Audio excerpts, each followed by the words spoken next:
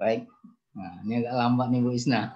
Iya. Kayaknya udah mulai berat bebannya kayaknya nih. Oke, Bapak dan Ibu yang dirahmati Allah Subhanahu wa taala, senang sekali bisa kembali bersua ya dengan Bapak Ibu semuanya. Setelah sekian puluh menit ya atau sekian ribu menit kita tidak bersua. Paling di Ramadan tuh sekali habis itu tak bisa lagi karena memang benturan kegiatannya nggak bisa juga ditinggal. Ini juga kaitannya dengan syiar wakaf dan termasuk juga edukasi serta proses wakaf yang ada di daerah. Jadi Ramadan kemarin itu kita melihat beberapa tempat ya dari masyarakat yang sudah tercerahkan untuk berwakaf dan kita mencoba membantunya untuk memberikan edukasi, kemudian juga memfasilitasinya. Terakhir itu pada Ramadan yang ke-30 ya, itu pada zuhur ada salah seorang profesor itu mewakafkan komitmennya 40 hektar kebun sawit, tapi yang sudah ditanami ketika itu ya 25. Jadi diwakafkan 25 hektar. Insya Allah ini luar biasa sekali. Nah, Bapak dan Ibu yang dirahmati Allah Subhanahu wa taala, pertemuan kita pada pekan pertama di bulan suci Ramadan ya itu tertunda ya, harusnya kita lanjutkan. Nah, ini kali ini saya lanjutkan terkait dengan triple W ya. Waris, wasiat dan wakaf. Mungkin selama ini dirasa tidak ada kait kelindannya, hubungannya, munasabahnya ya, ketersangkut pautannya antara warisan, wasiat dan wakaf. Sesungguhnya triple W ini itu adalah tuntunan dan pedoman yang Allah Subhanahu wa taala turunkan kepada kita bagaimana kita bisa mengelola aset yang Allah Subhanahu wa taala anugerahkan kepada kita, baik berupa ainul mal ya, harta benda ya, maupun al-abdan atau potensi intelektualitas, prestasi-prestasi akademik ya, temuan-temuan ilmiah, karya-karya inovatif dan seterusnya. Saya sudah sampaikan di pertemuan pertama di pekan pertama bulan suci Ramadan ya, surat An-Nisa ayat 7 sampai dengan ayat 10 ya, yang secara garis besarnya itu memberikan penjelasan kepada kita bahwa laki-laki dan perempuan ya, itu mempunyai hak-hak yang Allah Subhanahu wa taala tentukan proporsinya ya, dari harta benda yang ditinggalkan oleh yang meninggal dunia itu tadi. Kemudian juga Allah Subhanahu wa taala menegaskan kepada kita bahwa kita juga harus memperhatikan dua hal. Yang pertama yang akan kita bawa, kemudian yang kedua apa yang kita tinggalkan untuk ahli waris kita. Surat 4 ayat 9 itu jelas menyebutkan wal yakhshal ladzina law taraku min khalfihim dzurriyyatan dha'afan khafu 'alaihim falyattaqullah wal yaqulu qaulan sadidan. Khawatir kalau meninggalkan anak cucu yang lemah, maka kita dituntut untuk selalu bertakwa kepada Allah Subhanahu wa taala, kemudian berkata perkataan yang benar. Ini Bapak dan Ibu bisa memegang mushaf Al-Qur'an ya, surat 4 ya, dari ayat 7 sampai ayat 14. Nah, kemudian ayat 10 itu juga Allah Subhanahu wa taala ingatkan kepada kita supaya kita berhati-hati ya. Jangan sampai karena ketidakmengertian kita, karena ketidakpahaman kita, atau karena ketidakmauan paham kita, sehingga harta anak yatim itu termakan oleh kita.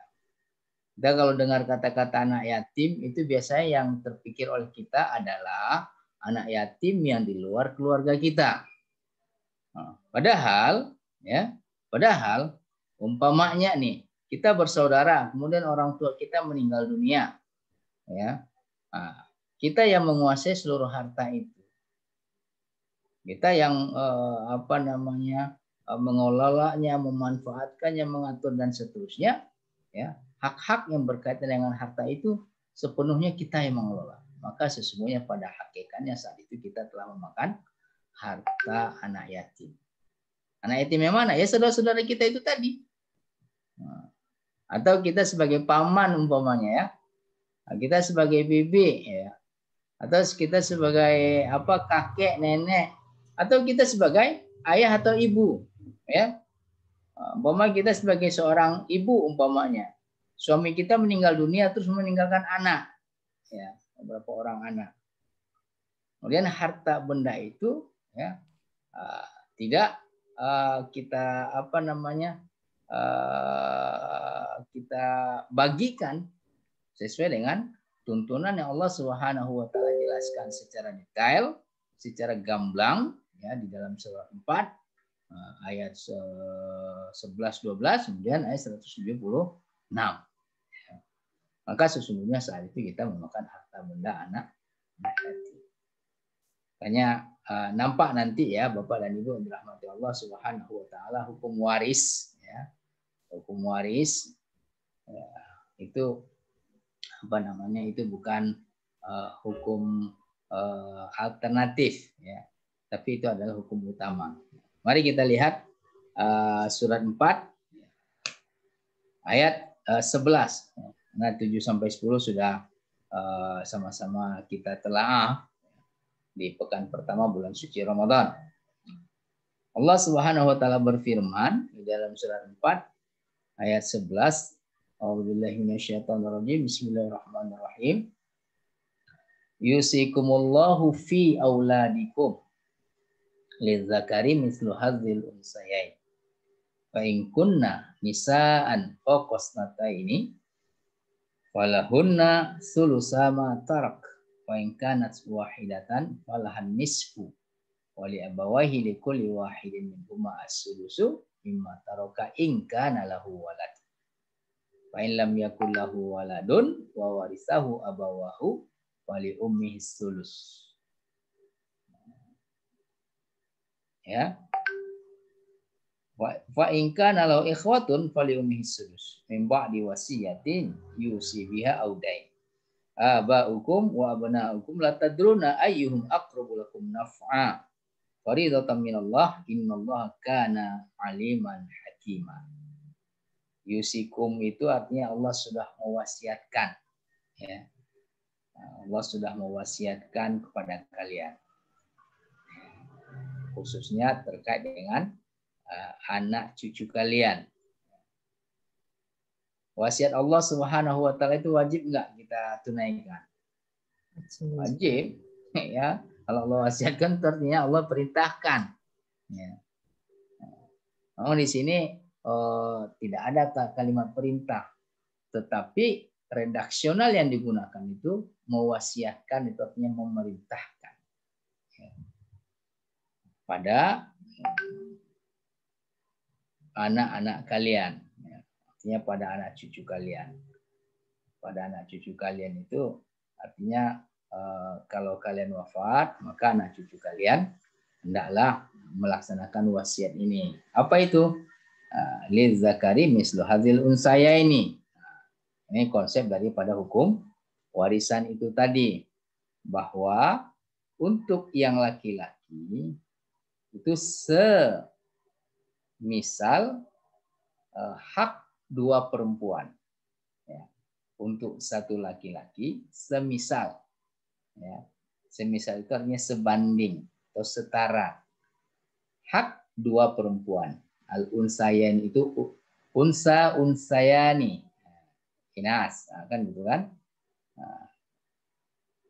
Fa in kunna nisa'an faqasnataini walahunna sulusa ma tarak.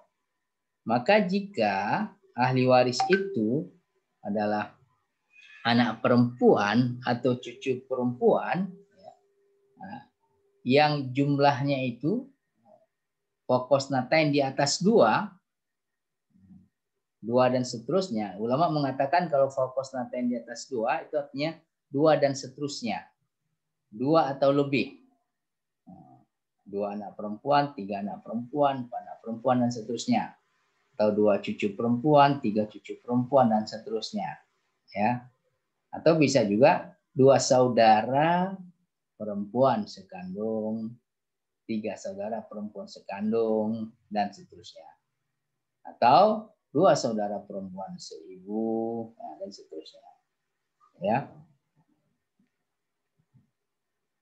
Falahunna sulusa matarak. Maka anak perempuan itu tadi atau cucu perempuan itu tadi mereka berkoalisi atau bersama-sama mendapatkan 2/3 sulusani. Sulusa matarak itu sulusani minatirka mimataroka. 2/3 dari yang ditinggalkan oleh kalau dia cucu perempuan oleh kakeknya berarti atau oleh neneknya. Kalau dia anak perempuan oleh ayahnya atau oleh ibunya. Nah, jadi detail di sini. Wa in kanat wahidatan falahan nisfu. Ya. Nah, apabila dia sendiri tidak berbilang satu cucu perempuan atau satu anak perempuan, ya, laki-lakinya tidak ada nih berarti ya, maka dia mendapatkan setengah, ya, setengah. Kalau dia berbilang dua atau lebih, 2/3. Mimma taroka. Wa in kana wahidatan falahan nisfu wali abawahi likulli wahidin minhum as-sudus. Mimma taroka in kana lahu walad. Nah, maka untuk kedua orang tuanya ya itu 1/6. Untuk ayahnya 1/6, untuk ibunya 1/6. Dari apa? Dari harta warisan yang sudah ditinggalkan apabila ya ayah ibunya ini mewarisi bersama anak si mayit, anak yang meninggal dunia. Ya. Nah, jadi dan seterusnya, ya, dan seterusnya. Nah, yang menarik di sini disebutkan mimba diwasiyatin yusi biha audain. Artinya proses pembahagian harta warisan ya itu setelah wasiat kemudian dan hutang, wasiat atau hutang daripada si mayit yang meninggal dunia ya atau pewaris itu ditunaikan ya. Ditunaikan. Nah, mengapa pembagian seperti itu? Allah katakan abaukum wa abnaukum la tadruna ayyuhum aqrabu lakum naf'a. Jadi pembagian seperti itu adalah hak prerogatif dari Allah Subhanahu wa taala. Kehendak mutlak Allah Subhanahu wa taala. Allah katakan orang tua kalian, ayah, ibu, kakek, nenek dan seterusnya atau anak kalian, anak, ya, cucu, cicit dan seterusnya, itu kalian tidak tahu mana di antara mereka itu yang lebih bermanfaat, yang lebih mendatangkan manfaat untuk kalian di dunia dan akhirat, ya, untuk harta warisan yang kalian tinggalkan. Tidak ada yang kalian ketahui, ya. Kalian tidak tahu mana yang lebih bermanfaat di antara mereka itu. Artinya, ini adalah hikmah daripada Allah Subhanahu wa taala. Kebijakan Allah Subhanahu wa taala.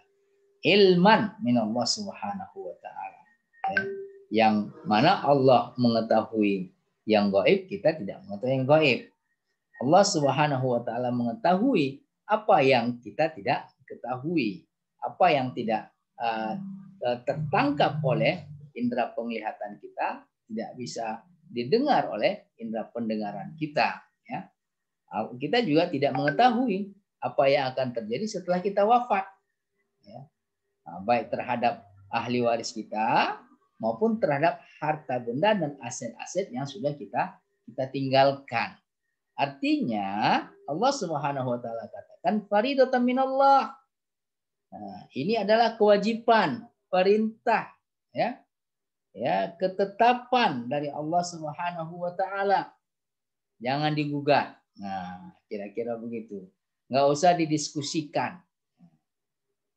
Cukup dilakukan sawa'an wa ta'atan. Maka insya Allah, ya, nah, apabila ini kita lakukan, maka ya, kita akan selamat di dunia dan di akhirat. Nah, terus Allah kuatkan lagi, innallaha kana aliman hakima. Sungguh Allah itu maha mengetahui, maha bijaksana. Nah, jadi ulama, ya, itu sempat ditanya antara wasiat dengan hutang, apabila dua-duanya itu ada, ya, apabila dua-duanya itu ada, mana yang harus kita dahulukan? Apabila harta benda si waris itu hanya mencukupi untuk memenuhi salah satunya, ya. Nah, kalau hutangnya ditunaikan, ya, nah, maka wasiatnya tidak bisa. Nah, sebaliknya, kalau wasiatnya ditunaikan, maka hutangnya. Nah, ulama mengatakan wasiat itu adalah harapan, biasanya harapan, ya, ya, biasanya untuk kebajikan-kebajikan, ya. Tetapi hutang itu adalah kewajiban. Nah, kalau kita melihat dari hukum ini, ya, hukum yang 5 hukum fikih al-ahkam al-fiqhiyah al-khamsah, ya, menunaikan hutang, ya, itu lebih utama daripada kita ingin berwasiat. Makanya wafa'ud dain muqaddamun ala wafa'il wasiyah, ya. Memenuhi hutang itu lebih diutamakan, ya, daripada memenuhi wasiat. Tetapi sesungguhnya kita juga dituntun untuk berwasiat, ya. Supaya apa? Supaya aset yang kita miliki, harta benda yang kita miliki, yang sudah kita usahakan, itu juga ada yang bisa kita bawa. Nanti ada dalil selanjutnya, ya, kita lihat. Nah, sekarang kita coba ayat 12, ya. Ayat 12. Ayat 12 Allah SWT katakan, walakum nisfu ma taraka azwajukum in lam yakul lahunna walad. Dan bagi kalian suami-suami setengah dari apa yang ditinggalkan oleh istri-istri kalian, jika istri kalian meninggal dunia tidak meninggalkan anak, ya. Tidak meninggalkan anak di sini maksudnya apakah anak, ya, hasil pernikahan istri kalian dengan kalian, atau anak yang dibawa oleh istri kalian, ya, sebelum menikah dengan kalian. Artinya istrinya sebelum menikah sama dia, ya, sudah menikah dahulu, kemudian apakah ditinggal wafat oleh suami atau cerai hidup dan seterusnya, terus menikah dengan dia, baru dia wafat lagi. Ya. Jadi anak di sini adalah anak yang lahir, ya, yang ada hubungan darahnya. Fa in kana lahunna waladun walakumur rubu'u mimma tarakna. Apabila istri kalian wafat meninggalkan anak, maka hak kalian turun dari setengah menjadi seperempat, menjadi setengahnya. Dari setengah menjadi setengahnya. Yaitu berapa? Setengah dari setengah berapa? Yaitu seperempat. Walahunna rubu' mimma taraktum illam yakul lakum walad. Dan bagi istri-istri kalian itu adalah seperempat dari apa yang kalian tinggalkan apabila kalian wafat tidak meninggalkan anak. Fa in kana lakum walad falahunna sumunu mimma taraktum. Nah, apabila kalian wafat meninggalkan anak, maka istri kalian mendapatkan separuh dari seperempat, yaitu 1/8. Memba'di wasiyatin tusuna biha audain. Nah, pembahagian itu dilaksanakan setelah penyelenggaraan jenazah, kemudian juga setelah hutang dan wasiat ditunaikan. Nah, sisanya itulah yang dibagi untuk ahli waris. Wa in kana rajulun yurasu kalalatan aw imra'atun walau akhun aw ukhtun falikulli wahidin minhum as-sulus. Apabila ada seorang laki-laki itu diwarisi, ya, dia wafat, kemudian wafat secara kalalah. Wafat secara kalalah itu artinya dia orang tuanya sudah wafat dahulu, ya, sebelum dia wafat. Begitu juga anak-anaknya sudah wafat dahulu sebelum dia wafat. Begitu juga saudara sekandungnya, ya, sudah wafat dulu sebelum dia wafat. Kemudian dia mempunyai saudara akhun au ukhtun. Akhun au ukhtun di sini maksudnya apa? Yaitu akhun dan ukhtun, saudara laki-laki seibu atau saudara perempuan seibu. Maka masing-masing itu mendapatkan 1/6. Fa in kanu aktsaru min dzalika fa musyaraka fi thuluts. Nah, apabila saudara seibunya itu apakah laki-laki atau perempuan lebih daripada 1, maka saudara seibu itu baik laki-laki dan perempuan itu berserikat, dia bersama-sama mendapatkan 1/3, ya, mendapatkan 1/3. Nah, di sini memang tidak dipisahkan laki-laki dan perempuan. Mim ba'di wasiyatin yusabiha audain ghairu mudhar. Setelah wasiat atau hutang ditunaikan tanpa ada mendatangkan mudarat, ya. Wasiyatan minallah. Nah, ini adalah wasiat dari Allah. Kalau tadi di ayat 11 faridatan minallah. Nah, ini adalah ketetapan, ketentuan, kewajiban dari Allah. Ayat 12 itu menegaskan lagi wasiatan minallah. Ini adalah wasiat dari Allah, ya. Allahu alimun halim. Allah Subhanahu wa taala Maha mengetahui, Maha lembut, ya. Maha mengetahui, Maha lembut. Terus ayat 13 itu Allah tekankan tilka hududullah. Tilka hududullah. Itu adalah hudud Allah Subhanahu wa taala. Ketentuan-ketentuan Allah Subhanahu wa taala. Batasan-batasan yang Allah Subhanahu wa taala tetapkan. Nah, jangan dilanggar. Nah, ya. Nah, jangan dilanggar. Wa may yuti'illaha wa rasulahu yudkhilhu jannatin tajri min tahtihal anhar khalidina fiha. Zalikal fawzul azim. Dan siapa saja yang taat Allah dan Rasulnya, niscaya Allah masukkan dia surga yang mengalir di bawahnya sungai-sungai. Mereka kekal di dalamnya. Dan itulah kemenangan yang besar. Artinya, ya, ini ya Bapak dan Ibu yang dirahmati Allah Subhanahu wa taala, kedudukan hukum waris ini, ya, itu sama dengan hukum-hukum yang lain, ya, seperti hukum mencuri, ya, berzina dan seterusnya. Ya, dia sama-sama hudud, ya, karena Allah katakan tilka hududullah. Ya, itulah batasan-batasan atau hukum Allah Subhanahu wa taala. Ya, jangan dipandang hukum warisan ini sebagai hukum alternatif, ya. Dia adalah hukum utama, hukum pokok, ya. Mempelajarinya itu adalah fardul kifayah, tetapi mengimplementasikannya, mengamalkannya itu adalah fardu ain, ya. Kemudian ayat 14 Allah tekankan lagi wa may ya'sillaha wa rasulahu wa yata'adda hududahu yudkhilhun naran khalidan fiha walahu azabun muhin. Waliyadzubillah. Dan siapa saja yang maksiat kepada Allah Subhanahu wa taala dan Rasulnya, kemudian melampaui atau melanggar hududnya, hukum-hukumnya, batasan-batasannya, niscaya Allah Subhanahu wa taala masukkan dia ke neraka, dia kekal di dalamnya, dan baginya azab yang menghinakan.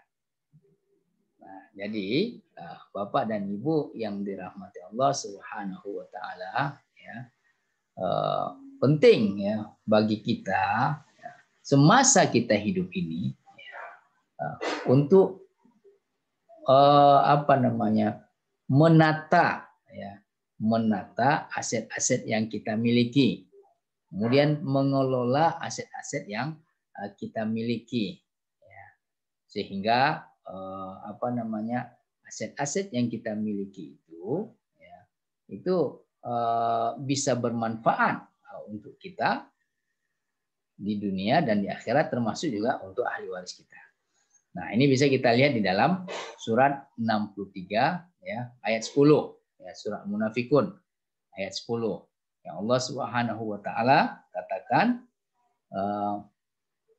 wa anfiqu mimma razaqnakum min qabli ayati ahadakumul maut fayaqula rabbi laula akhartani ila ajalin qarib fa asaddaqu akum minas solihin. Jadi Allah Subhanahu wa taala itu perintahkan kepada kita ya, orang-orang yang beriman untuk apa? Untuk menginfakkan ya, menginfakkan atau mewakafkan dari apa saja, dari aset-aset yang Allah Subhanahu wa taala anugerahkan kepada kita, rezekikan kepada kita, ya, berikan kepada kita sebelum mendatangi kita kematian. Sebelum mendatangi kita kematian. Nah, ketika mendatangi kita kematian, maka saat itu kita akan baru tersadar mohon kepada Allah Subhanahu wa taala, Rabbi laula akhartani ila ajalin qarib wa saddaqu akum minas solihin. Wahai Rabb, seandainya engkau tunda saja, lau akhartani, sesaat saja, maka aku akan berinfak dan aku akan menjadi hambamu yang soleh. Artinya ya, kalau umpamanya kita memang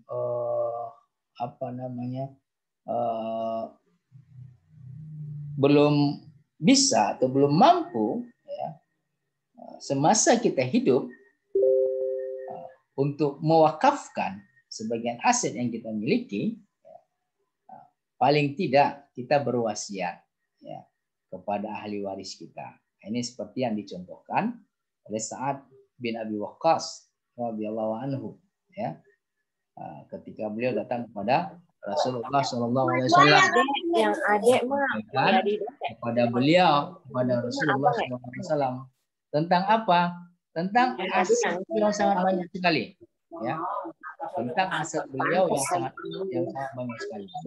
Dan sebagaimana kita ketahui bahwa Sa'ad bin Abi Waqqas radhiyallahu anhu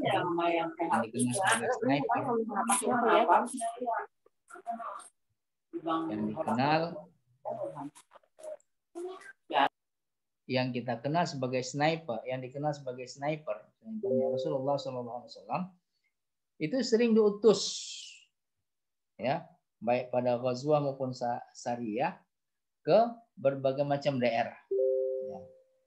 Sehingga beliau juga mempunyai aset di Kufah, di Mesir ya, di Hijaz ya, kemudian di Madinah sendiri, kemudian di Basrah ya, dan seterusnya. Nah, sebagaimana kita ketahui, kuburan beliau itu ditemukan di Cina kan. Ya, beliau sampai juga ke Cina, bisa jadi beliau juga punya aset di Cina.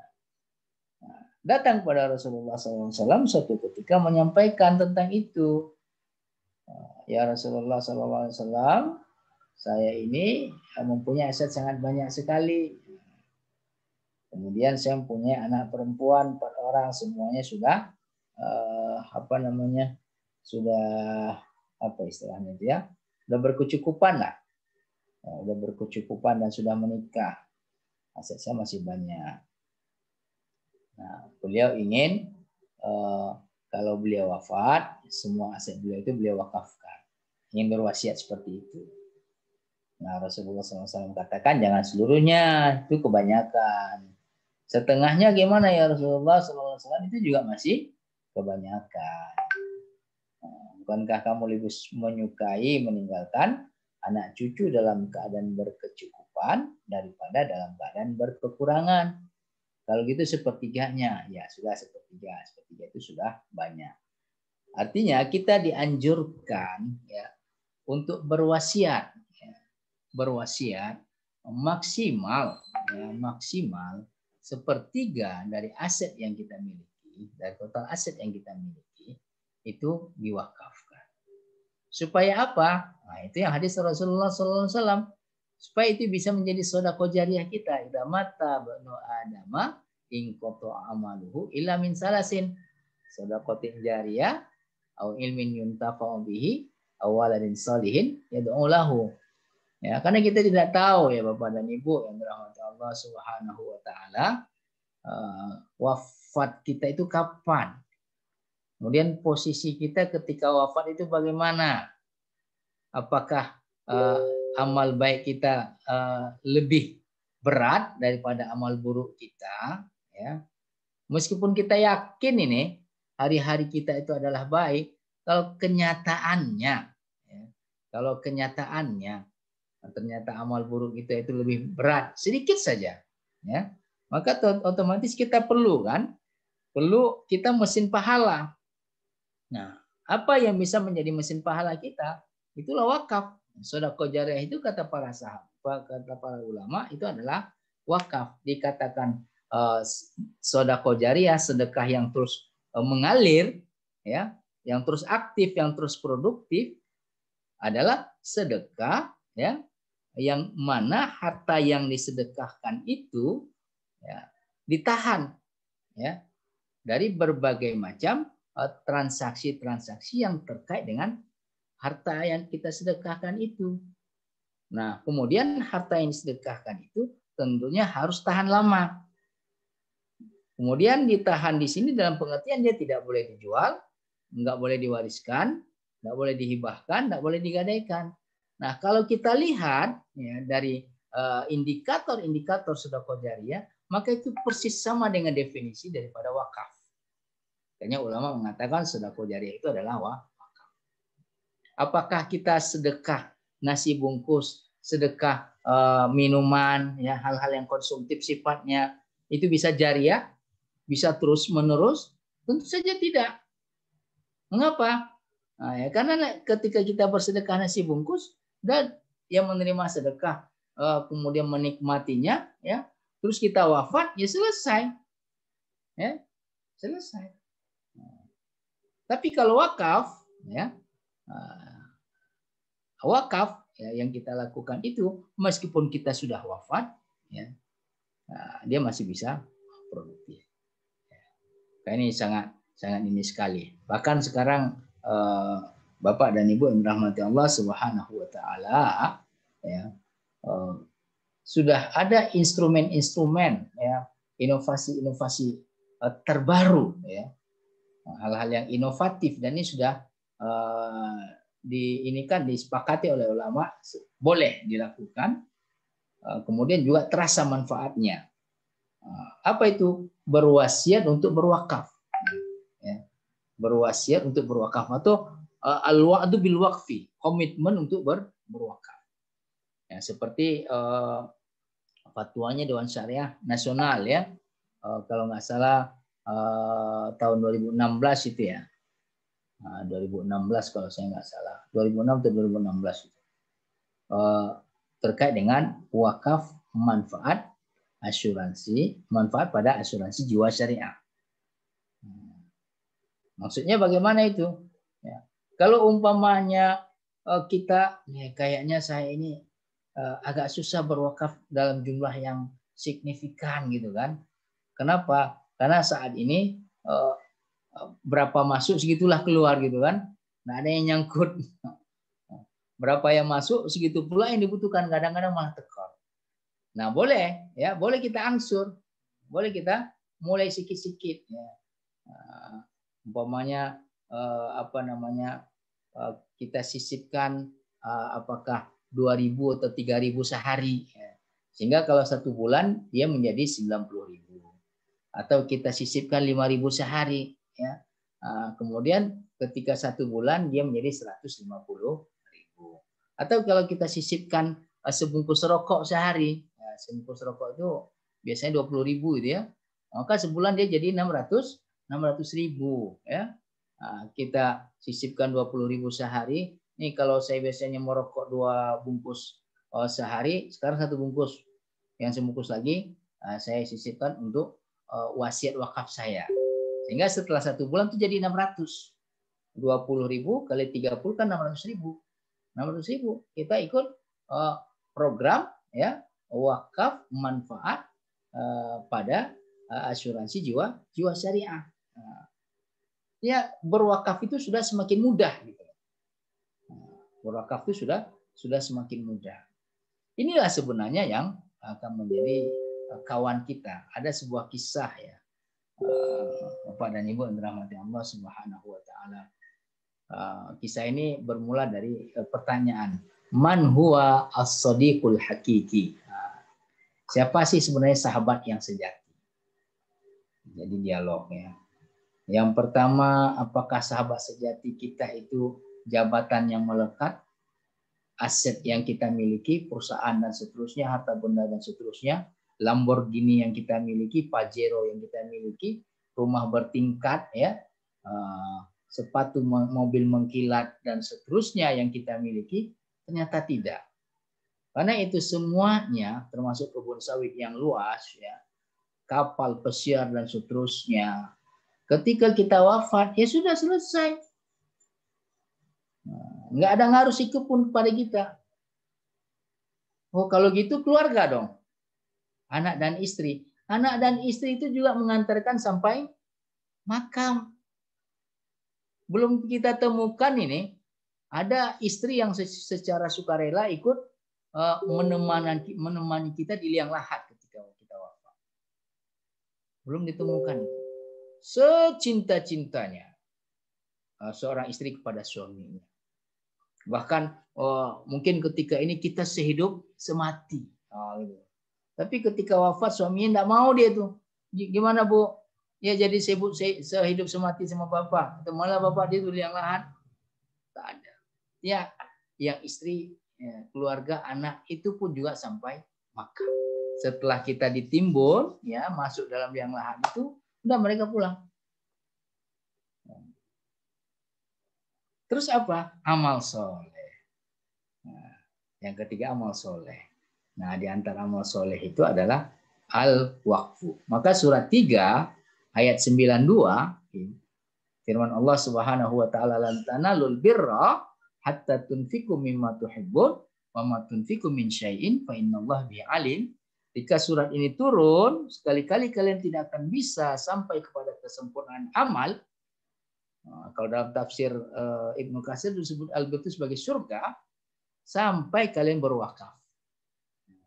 Kayak para sahabat Rasulullah SAW ridwanullah alaihim itu menyempurnakan amal solehnya dengan wakaf.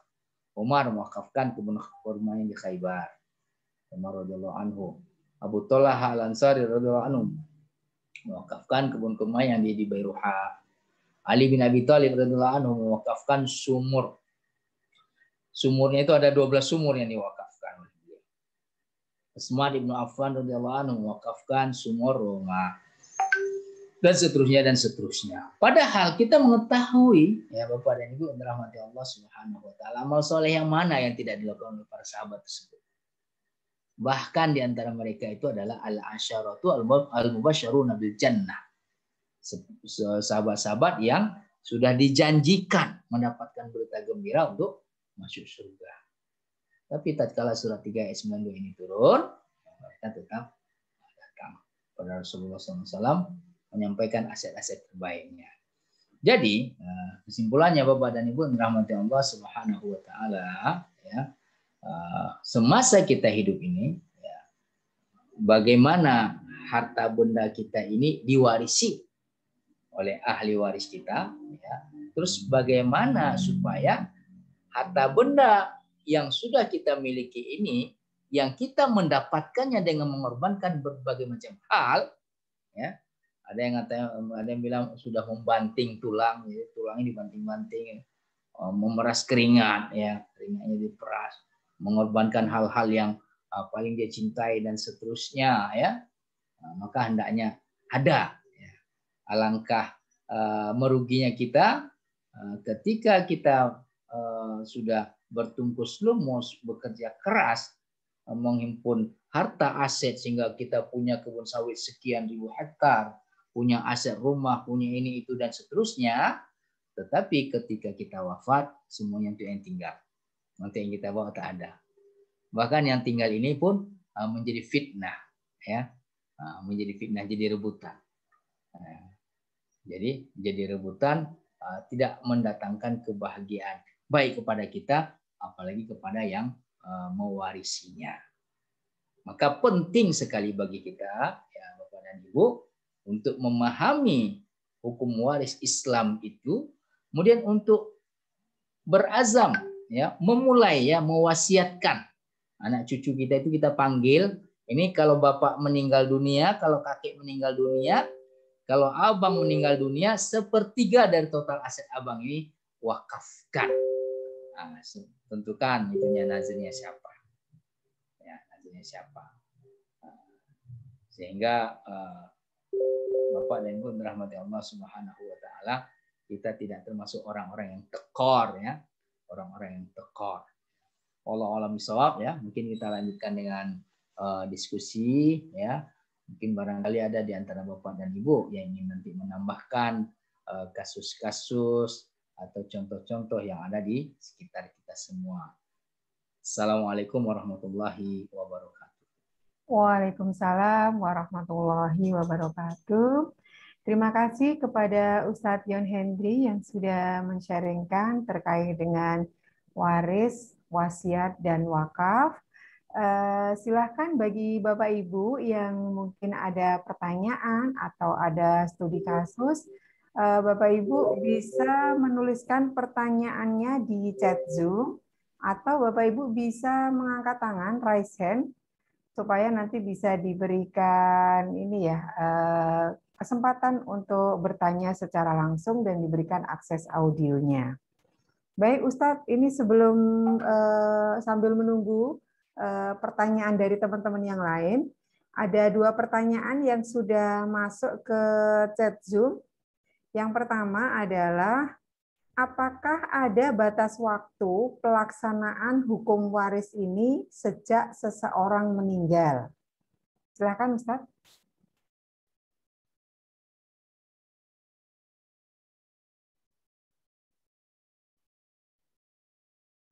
Assalamualaikum Ustaz.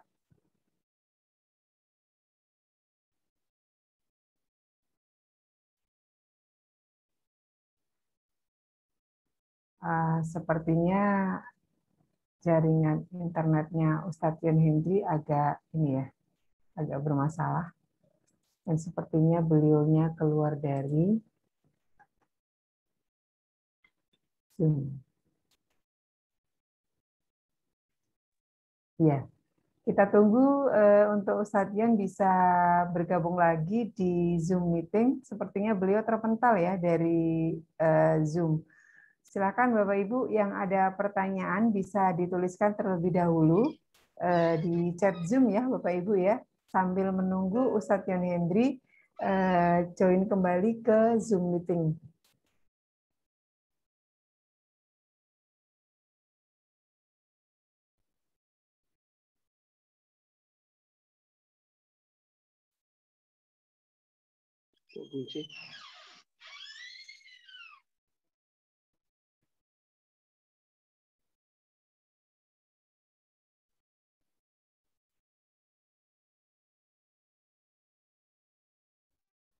Biasanya jaringannya bagus di ini ya, di Pekanbaru ya. Jadi kebetulan mungkin sedang turun kualitas jaringan internetnya.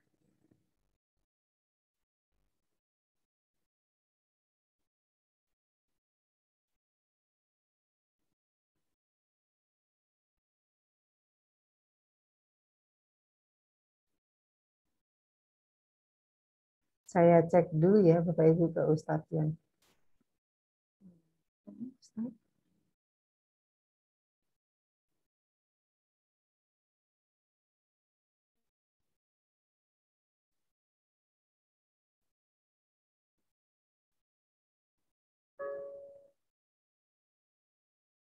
Karena tadi internetnya Ustadz Yan itu untuk, nah ini Alhamdulillah beliau sudah bergabung kembali. Ya, silakan Ustadz. Maaf Bu Isna, tadi putus, bisa diulang lagi? Oh iya, baik Ustadz. Pertanyaannya adalah tadi, apakah ada batas waktu untuk pelaksanaan dari hukum waris, Bu ya? Sebentar ya Ustadz ya.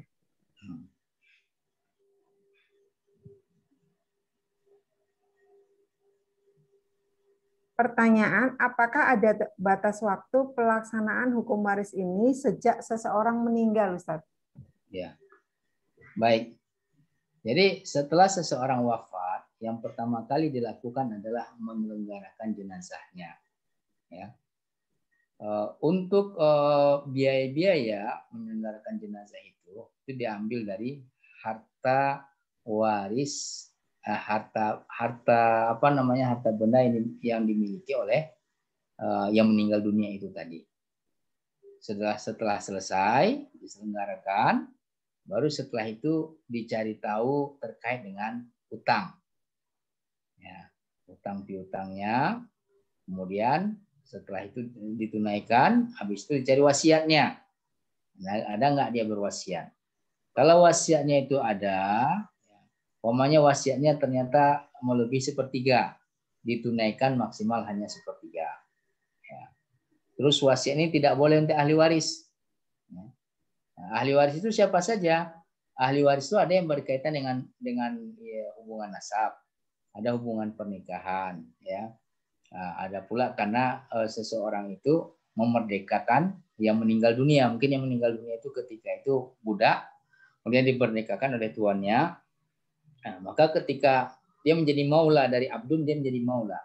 Nah, ketika dia sudah dimerdekakan, terus dia wafat, maka aset-aset dia itu, ahli warisnya adalah tuannya yang memerdekakan itu tadi diantaranya. Nah, dilihat wasiatnya. Nah, kalau wasiatnya sudah ditunaikan, sisanya itulah nanti yang dibagikan kepada para ahli waris. Masanya masa batas akhirnya kapan? Sesegera mungkin, ya, secepatnya. Terus kalau umpamanya dia berkaitan dengan aset gitu kan, umpamanya rumah ini itu dan seterusnya, itu kan agak susah menginikan apa namanya membaginya. Mungkin rumah itu di satu rumah terus sepertiga gitu dibagi-bagi. Mungkin itu bisa diuangkan, ya kan? Diuangkan itu artinya kaji menurun lah. Ya, umpamanya rumah ini diuangkan, kalau memang tidak ini kan, apakah dia disewakan, ya, atau dia yang penting dia dibagi dahulu. Nanti setelah dibagi sesuai dengan hak masing-masing yang sudah ditentukan oleh pewarisan Islam, nah apakah yang menerima itu akan mewakafkan kepada saudaranya yang lain atau menginfakkan, mensedekahkan atau menghibahkan, itu urusan selanjutnya. Artinya hukum Allah Subhanahu wa taala terkait dengan hukum waris itu harus segera dilaksanakan.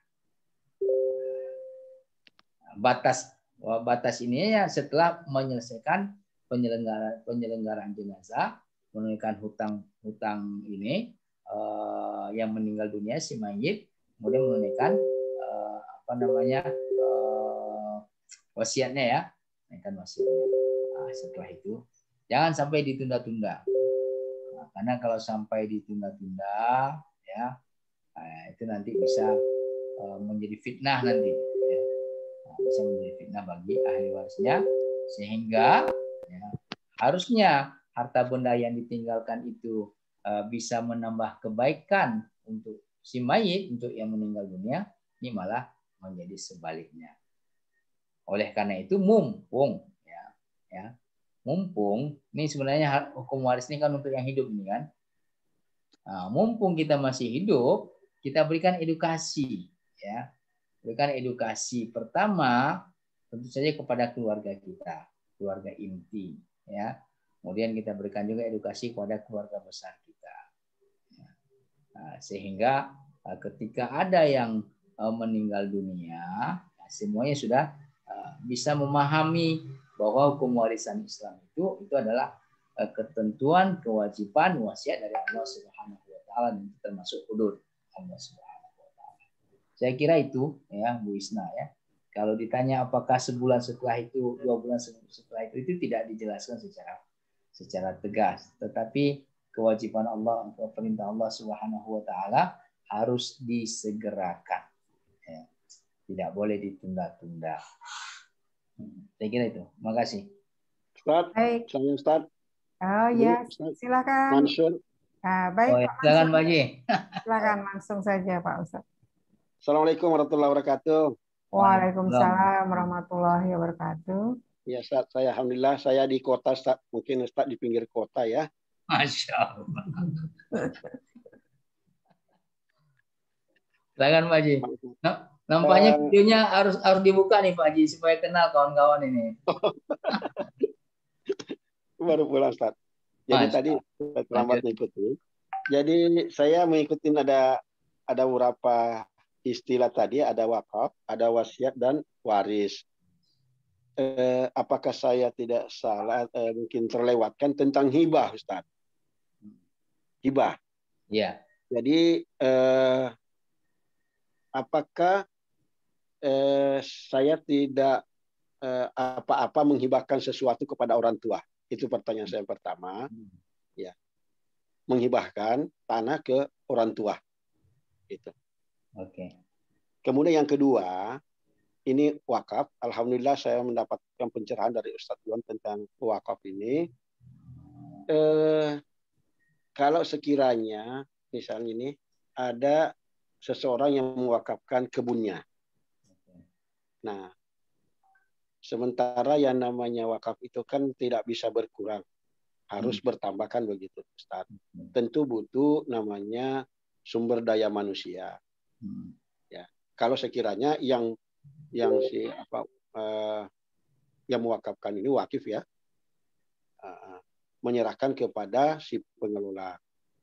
Nah, apakah sudah ada yang bersedia atau sanggup, ataukah sudah punya tenaga skill yang disiapkan oleh misalnya dengan yayasan atau apa, sehingga ini bisa dikelola secara profesional, sehingga seperti tadi bahwa mudah-mudahan tidak berkurang bahkan bertambah. Nah, itu aja mungkin 2 poin Ustaz dari kota. Assalamualaikum warahmatullahi wabarakatuh. Waalaikumsalam warahmatullahi wabarakatuh. Silakan Ustadz Yon Hendri. Baik, makasih Pak Haji. Masya Allah. Ini memang Pak Haji ini di pusat kota nih. Kalau saya di batas kota sekarang. Jadi untuk hibah kepada orang tua atau kepada siapa saja itu boleh. Cuma kalau umpamanya berlakunya hibah setelah wafat itu bisa dikategorikan sebagai wasiat. Nah, yang membedakan wasiat dengan hibah itu, kalau hibah directly, ya. Kalau umpamanya kita ngomong gini, nanti kalau saya wafat, ini saya hibahkan kepada orang tua saya, itu nggak boleh. Ini masih hidup, Ustaz. Nah, kalau masih hidup itu boleh. Karena kalau sudah saya wafat, itu namanya wasiat. Iya. Segala sesuatu yang dilaksanakan setelah wafat, ya, pesan-pesan yang diinikan oleh seseorang, terus implementasinya setelah dia wafat, itu adalah wasiat. Ya. Nah, tapi kalau semasa hidup boleh, apalagi kepada orang tua, itu tentu saja termasuk birrul walidain, ya. Kesempurnaan amal soleh kepada orang tua kita, memberikan hibah kepada orang tua kita. Kemudian yang kedua, bahwasanya harta benda wakaf itu tidak boleh berkurang. Dia harus bertambah, bertumbuh, dan berkembang. Nah, sekarang ini kayaknya Pak Haji, ini ada azam kayaknya ini, mau mewakafkan aset berupa kebun. Nah, lagi mencari-cari kan gitu kan, nazir, ada nggak kira-kira nazir yang mempunyai kompetensi di bidang itu. Jadi dalam 30 steps to make your wakaf especially dalam bahasa Arabnya salah sunnah khatwa liyakuna waqfu fa mayyizan, 30 langkah supaya wakaf kita itu istimewa dalam pengertian dia betul-betul menjadi sedekah jariyah. Kemudian harta benda wakaf yang sudah kita wakafkan itu usianya itu memang sampai yaumul qiyamah. Nah, maka langkah yang pertama yang perlu kita lakukan adalah di antara aset ya berupa kebun yang kita miliki itu, mana di antara kebun itu yang menurut kita paling produktif. Ya. Paling produktif, kemudian paling bibitnya itu paling unggul ya. Kalau Umar bin Khattab radhiyallahu anhu itu mempunyai kebun sangat banyak sekali. Dahulu kalau kita sekarang kapling ya atau hektar. Kalau masa sahabat itu dinding. Jadi kebun beliau itu berdinding-dinding. Nah, di antara kebun beliau yang berdinding-dinding itu yang paling produktif, yang paling mahal asetnya itu adalah yang di Khaybar. Nah, jumlahnya itu ada 70.000 batang pohon kurma. Omsetnya itu 5 triliun per tahun. Itu pertama, ya. Kemudian yang kedua, kita cari tahu mana kira-kira nazir yang amanah, ya. Yang amanah, kemudian yang mempunyai obsesi yang tinggi. Terus sejalan dengan harapan kita. Nah, kita panggil, kita ajak dialog, kemudian kita sampaikan kepada yang bersangkutan, saya ingin kebun saya ini begini, kemudian penerima manfaatnya begini. Nah, kira-kira respon nazir itu bagaimana? Nah, kalau perlu, nazir itu kalau kita merasa dengan nazir ini sudah nyaman, kita bisa biayai dia untuk studi banding, belajar kepada nazir-nazir yang sudah mempunyai sukses story di bidang perkebunan. Ya. Nah, kemudian setelah itu kita undang lagi, kita minta mereka membuat perencanaan. Coba buat perencanaan terhadap harta benda wakaf saya yang berupa kebun ini, paling tidak untuk 5 tahun pertama. Nah, dari sana kan kita terjadi dialog itu. Kemudian masukkan juga, ya, sampaikan juga kepada nazir, bisa nggak anak saya, ya, atau salah seorang dari keluarga itu masuk dalam kelembagaan nazir itu tadi. Nah, tujuannya apa? Supaya harapan kita terhadap harta benda yang akan kita wakafkan ini, ya, itu obsesi kita, harapan kita itu bisa terjaga. Ya, seperti di Gontor itu, ya, badan wakaf itu dari unsur keluarga minimal itu 1/3, ya. Maksimal itu 1/3. Dari 15 orang anggota badan wakaf nazirnya itu maksimal 1/3 itu dari unsur keluarga, dari para wakif. Nah, dengan begitu, ya, apabila kita tidak menemukan, mungkin kita bisa tanya kepada nazir, kira-kira nazir ini punya networking atau tidak? Punya networking tidak? Karena tidak harus nazir langsung, ya, yang memproduktifkan harta benda wakaf berupa kebun itu. Dia kalau sudah udah amanah, terus mempunyai obsesi profesional, dia bisa bermitra, mempunyai networking, bermitra dengan perusahaan-perusahaan yang memang konsen atau lembaga-lembaga yang memang konsen dan mempunyai keahlian di atas rata-rata terkait dengan pengelolaan harta benda wakaf berupa kebun dan seterusnya. Ya. Nah, kalau saat ini saya belum tahu betul ini mana di antara nazir-nazir yang ada, ya, nazir-nazir yang ada yang mempunyai kompetensi di atas rata-rata terkait dengan kebun. Tapi ada itu komunitas-komunitas, ya, yang fokus pada wakaf hutan, wakaf kebun, ya, kemudian ada eko masjid dan seterusnya. Tapi sebenarnya dengan dunia digital seperti sekarang ini, itu kita bisa saja, apakah kita mau nanya kepada Mas Google, ya, lembaga-lembaga nazir yang atau komunitas-komunitas atau perusahaan-perusahaan yang fokus pada apa namanya produktivitas daripada kebun, apakah itu kebun sawit, kebun kelapa, kebun karet dan seterusnya, atau yang lain-lainnya. Tapi biasanya Pak Haji ini lebih memahami. Sebenarnya beliau ini orang yang sangat memahami tentang kebun dan kehutanan. Itu kira-kira Pak Haji. Mungkin Pak Haji bisa tambahkan Pak Haji. Kasih Ustaz, alhamdulillah. Ya. Mungkin bisa berikan ini Pak Haji insight terkait dengan hutan kita ini. Next time Ustaz, insyaallah. Siap Pak Haji. Silakan Bu Isna. Baik, terima kasih Ustadz Yon dan juga kepada Pak Haji Mansur ya atas pertanyaannya sehingga lebih melengkapi materi kita pada kesempatan malam hari ini. Ini ada pertanyaan lagi Ustadz dari chat Zoom. Apakah pengertian waris dan wasiat secara syariah Ustadz? Silakan Ustadz. Ya. Waris. Al-warosatu lughatan at-tirkatu. Atau al-irsu lughatan at-tirkatu. Jadi apa namanya harta benda waris itu ya.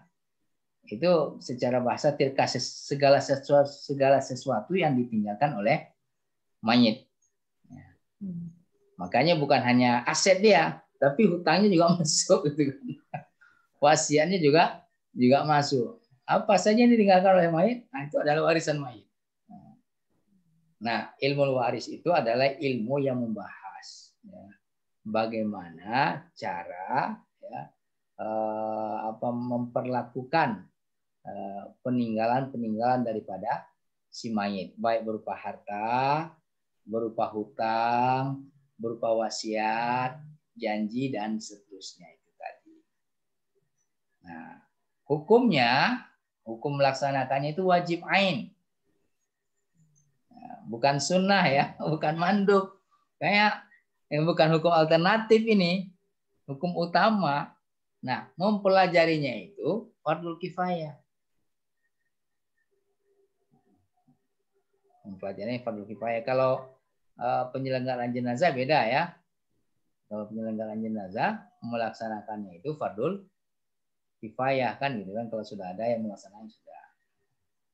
Kalau ini mempelajarinya fardhu kifayah. Tetapi melaksanakannya itu fardhu ain. Kemudian wasiat ya. Wasiat itu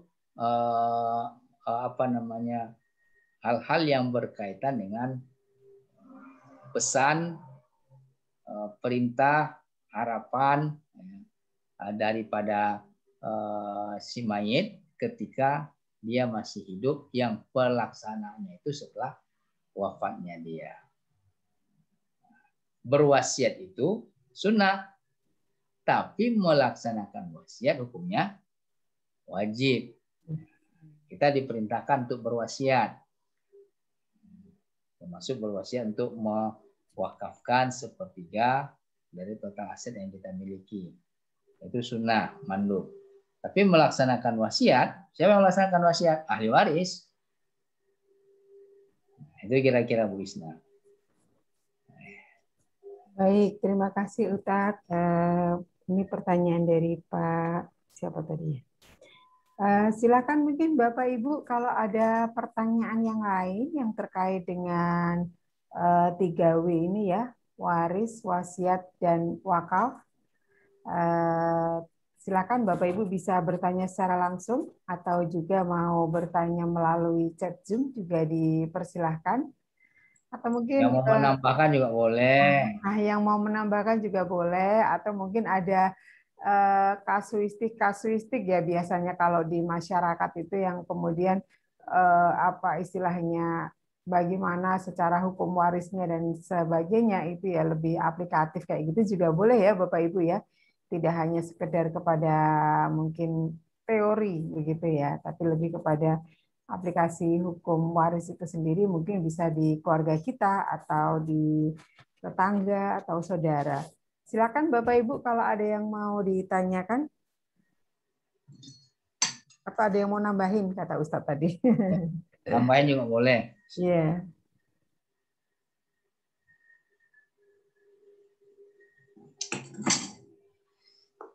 Kalau nggak ada kita cukupkan aja Bu Isna. Iya. Ini di Indonesia Timur udah jam berapa ini? Jam 10:30 ya. Iya. Ini ada pertanyaan Ustadz dari Pak Yusuf Budiman. Wakaf apa saja yang bisa dan tidak bisa diwariskan? Jika ada perhitungan waris apa saja? Nah, kira-kira Ustadz bisa memahami pertanyaannya? Ya, saya coba ya. Atau bisa mengurai. Jadi, terima kasih Bu Isna, Pak Yusuf. Wakaf apa saja yang bisa dan tidak bisa diwariskan? Jika ada perhitungan waris apa saja? Saya mulai dari perhitungan waris dahulu ya. Ya.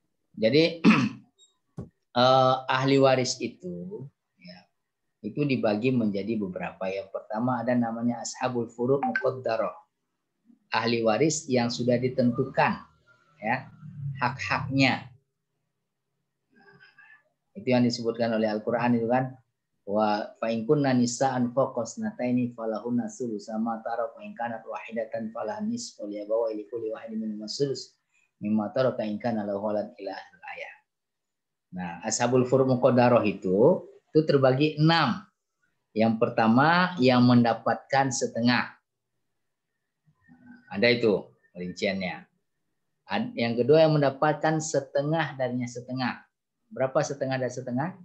1/4. 4. Nah, itu ada rinciannya. Kemudian yang ketiga yang mendapatkan setengah dari 1/4, yaitu 1/8. Itu ada. Terus yang mendapatkan 2/3 ada. Yang mendapatkan setengah dari 2/3 yaitu 1/3 itu ada pula. Kemudian yang mendapatkan setengah dari 1/3 yaitu 1/6. Nah, itu ada pula. Ya. Nah, saya tak sebutkan secara detail ya. Itu yang pertama, itu namanya ashabul furu' muqaddarah. Artinya mereka ini haknya sudah Allah tentukan. Ya, istri apabila suaminya tidak mempunyai anak, bukan istrinya ya, suami ya. Apabila suami wafat terus tidak meninggalkan anak, dia dapatkan 1/4. Tapi kalau punya anak jadi 1/8. Nah, kan gitu kan. Kalau suaminya punya anak jadi 1/8. Kemudian yang kedua ada namanya ashabul asobah, ya. Nah, ashabul asobah. Nanti ashabul asobah ini dibagi lagi menjadi 3. Ada asobah binafsi, ada asobah bil ghairi, ada asobah mal ghairi. Nah, asobah ini artinya ahli waris, ya, yang mempunyai hubungan sangat kuat sekali dekat, anak laki-laki umpamanya, ya kan? Kemudian cucu laki-laki dari anak laki-laki, saudara laki-laki sekandung, saudara laki-laki seayah, itu kan termasuk kuat tuh. Itu kan tidak disebutkan. Kalau anak perempuan kan disebutkan tadi fa in kunna nisa'an fawqa sanataini falahunna thulutsu ma tarak. Apabila anak perempuan itu berbilang 2 atau lebih maka mereka mendapatkan 2/3. Fa in kanat wahidatan falahan nisf. Apabila cuma sendiri tidak berbilang maka dia mendapatkan berapa setengah ya, mendapatkan setengah. Nah, terus berapa untuk anak laki-laki kan nggak disebutkan. Ada anak laki-laki sama anak perempuan, nah, itu kuat mana itu? Laki-laki. Nah, laki-laki, karena kalau perempuan menikah bapaknya nggak ada, paman tak ada, saudaranya itulah anak saudara laki-lakinya itulah yang menjadi wali. Yang bertanggung jawab melindungi ini, menafkahi dan seterusnya itu tadi. Nah, maka dia masuk asobah. Dia mendapatkan sisa. Dia mendapatkan fa'inkanat wahidatan dia mendapatkan sisanya. Ini namanya asobah. Nah, ada asobah ini dibagi 3. Ada yang memang asobah binafsi, artinya memang dia itu apapun kondisinya dia tetap mendapatkan sisa. Ada asobah bil ghairi. Asobah bil ghairi itu dia secara derajat sama, cuma jenis kelamin beda. Contoh, anak perempuan. Kalau dia tidak mewarisi tanpa saudara laki-lakinya atau tanpa anak laki-laki, ya dia mendapatkan, kalau dia berbilang 2/3. Tapi kalau dia mewarisi dengan anak laki-laki, yang perempuan tadi menjadi asobah. Dapatkan sisa juga. Laki-laki dapatkan sisa. Kenapa dia mendapatkan sisa? Karena dia binafsi. Karena memang dari sononya dia tidak disebutkan angkanya berapa. Nah, perempuan ini dia asobah karena adanya anak laki-laki. Nah, itulah konsepnya lizzakari mislu hazil unsayain. Ya, sisa itu mereka berbagi 2/1. 2/1 artinya apa? Haknya seorang anak laki-laki semisal hak 2 anak perempuan. Kalau perempuan dapatkan 1, maka laki-laki dapatkan 2. Kalau perempuan dapatkan 2, maka laki-laki dapatkan 4. Kemudian ada zaul arham, ya. Zaul arham. Zaul arham ini ahli waris yang jauh, ya. Kalau dibagi kepada ashabul furud masih ada sisa, dibagi lagi kepada asobah juga masih ada sisa. Kemudian baru dikembalikan kepada zaul arham. Sahabat ada hubungan darah tapi sudah jauh. Umpamanya cucu perempuan dari anak perempuan. Umpamanya khal. Khal itu saudara perempuannya ibu, ya kan? Saudara perempuannya ayah, ammah itu. Yang seperti itu namanya zaul arham. Terus wakaf apa saja yang bisa? Yang bisa diwakafkan itu adalah aset-aset kita yang tahan lama. Ya. Jadi syarat harta benda wakaf itu, ya, dia harus tahan lama, tidak konsumtif. Dan yang penting lagi dia tidak dalam keadaan bermasalah. Ya, umpamanya mewakafkan harta berupa tanah. Kenapa diwakafkan? Susah karena itu bersengketa. Itu tidak boleh. Ya, tak boleh diwakafkan. Dia tidak menjadi sedekah jariah kita itu jadinya. Dia jadi masalah jariah nantinya. Jadi dosa jariah. Karena kita mewakafkan masalah. Yang kita wakafkan itu, yang kita sedekahkan bukan masalah. Yang kita wakafkan itu bukan masalah. Ya. Yang kita wakafkan itu adalah manfaat. Karena makna dari wakaf itu al-habsu ala ainil mal wa tasbilu manfaati tolaban li ajri minallah ta'ala. Menahan pokok harta, ya, kemudian memproduktifkannya. Terus hasilnya itulah yang disedekahkan, yang disalurkan dalam rangka ibadah kepada Allah Subhanahu wa ta'ala. Nah, jadi itu yang tidak boleh. Selain itu boleh, ya. Uang boleh diwariskan. Kemudian kebun boleh, kendaraan boleh. Apalagi hak kekayaan intelektual boleh, ya, tanaman boleh, Al-Quran juga boleh. Yang penting dia tahan lama, tidak cepat musnah. Nah, itu kira-kira Bu Isna. Baik, terima kasih Ustadz Yon. Ya, mudah-mudahan menjawab pertanyaan dari Pak Yusuf Budiman ya, Pak Yusuf. Mohon maaf kalau misalnya kurang pas, atau Bapak bisa juga nih bertanya secara langsung ya. Jadi dari pertanyaannya juga lebih jelas.